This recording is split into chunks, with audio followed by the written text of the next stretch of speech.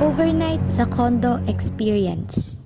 Hindi kumpleto ang childhood mo kung hindi kayo nag-overnight magpipinsan. Tara, overnight! Toad tayo horror. Patayin yung ilaw. Kayo na lang. Tawag na ako ni mama eh. Loh, corny mo naman.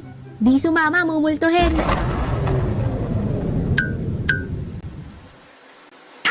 Actually, maraming beses na kami nag-overnight sa kanya-kanyang bahay naming magpipinsan. Pero ito yung isa sa pinaka hindi namin malilimutan. Ang pagkakatanda ko, bandang November yon. At ang kasama ko, si mama, isa kong pinsan, yung kapatid ko, at iba pang kamag-anak.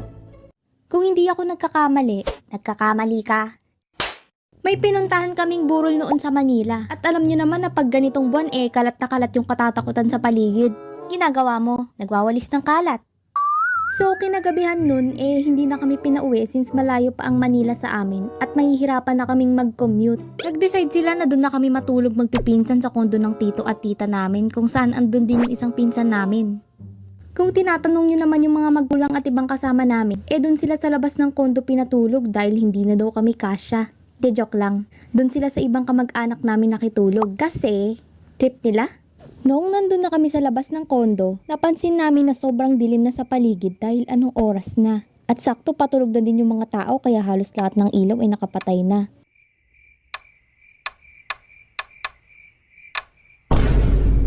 Ang dilim naman dito. Alam nyo ba, minabalitaan daw dito na, kala mo naman matatakot ako. Huh! Habang naglalakad na kami papuntang elevator, natatakot na yung mga pinsan ko. Hay, buti pa ako matapang. Ba naman kasi walang katao-tao sa koridor ng mga unit dun. Malamang gabi na At pansin kong ang dilim sa dulo ng mga floor kung nasan yung hagdanan or di kaya yung mga fire exit. Di na lang ako tumitingin kasi baka mamaya may makita pa ako na hindi dapat makita.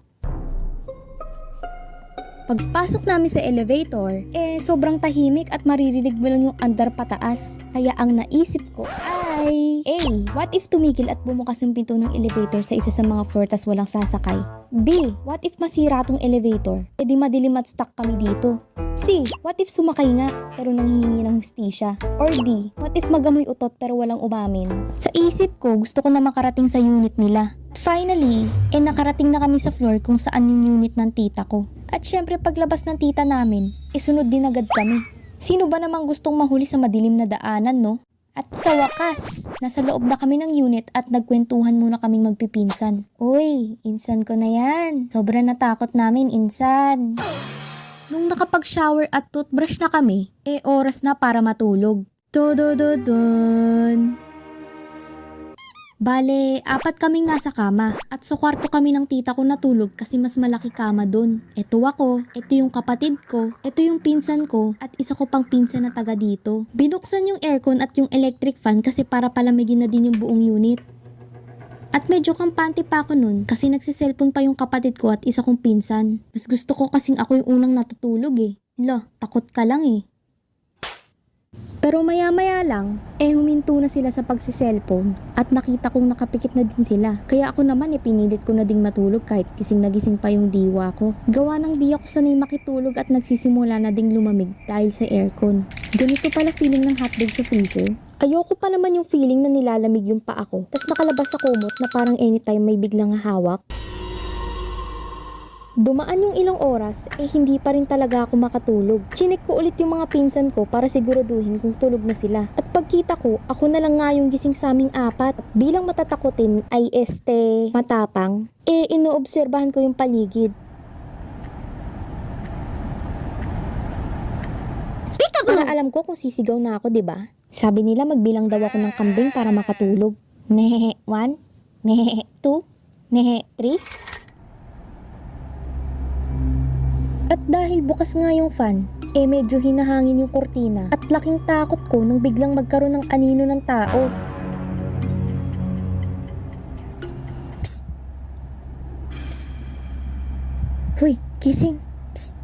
Sa puntong to, mukhang ayaw nila gumising kaya pumikit na lang ulit ako. Tinry ko umusog palayo sa bintana dahil sa nakita kong anino. At di nyo aasahan yung naramdaman ko.